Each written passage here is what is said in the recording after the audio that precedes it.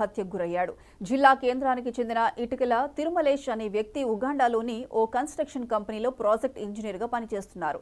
2014లో భార్య కుమారుడితో కలిసి వెళ్లిన తిరుమలేష్ ఉగాండాలోని కంపాలా జిల్లాలో నివాసం ఉంటున్నాడు. అయితే ప్రాజెక్టు పని మీద పక్క జిల్లాకు వెళ్లిన తిరుమలేష్ అక్కడ ఉన్న సెక్యూరిటీ గార్డు జరిపిన కాల్పుల్లో మృతి చెందాడు. దీంతో అక్కడ ఉన్నవారు సెక్యూరిటీ గార్డును పట్టుకునే ప్రయత్నం చేస్తుండగా సెక్యూరిటీ గార్డ్ కూడా తన్ను తాను కాల్చుకొని చనిపోయాడు. సెక్యూరిటీ గార్డు కాల్పులు జరపడానికి గల కారణాలపై పోలీసులు దర్యాప్తు చేస్తున్నారు. తిరుమలేష్ మృతితో అతని కుటుంబంలో విషాద ఛాయలలుముకున్నాయి.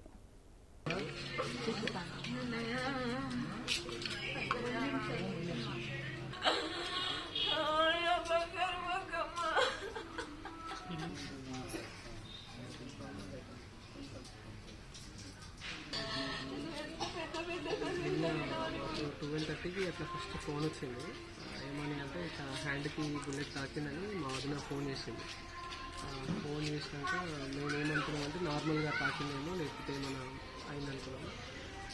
మళ్ళీ ఒక 40-50 మినిట్స్ తర్వాత వీడియో కాల్ చేసి వదినని చూపించి అన్నయ్య లేడు చనిపోయింది అని చెప్పింది.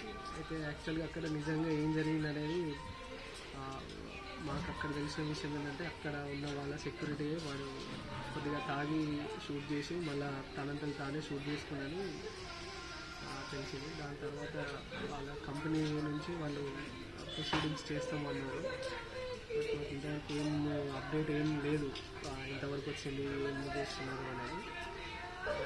మేము ఏం రిక్వెస్ట్ చేస్తున్నామంటే ఎంత తొందరగా అంత తొందరగా అధికారులు దీనిపైన స్పందించి ఇండియాకి తీసుకొచ్చే.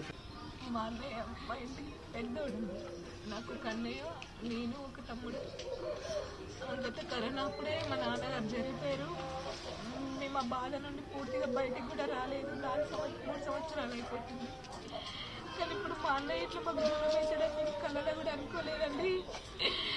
మా అన్నయ్య చాలా జ్ఞానవంతుడు, చక్కగా చదువుకున్నాడు, మంచి ఉద్యోగం చేస్తున్నాడని మేము చాలా మురిసిపోయినాము. మేము చాలా గర్వపడ్డాం మా అన్నయ్య విషయంలో. నన్ను మా తమ్ముడిని మా ఫ్యామిలీని చక్కగా చూసుకునేటాడు. ఎవరిని ఒక మాట అనేటాడు కాదు, ఒక్కరితో కూడా గొడవ పెట్టుకోలేదు. మా అన్నయ్య చాలా మంచి వ్యక్తిత్వము.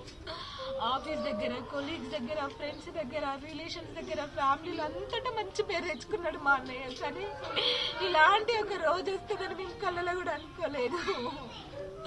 తన ఫ్యామిలీ కంటే ఎంతో ఇంపార్టెన్స్ ఇచ్చిండు ఫ్యామిలీకి.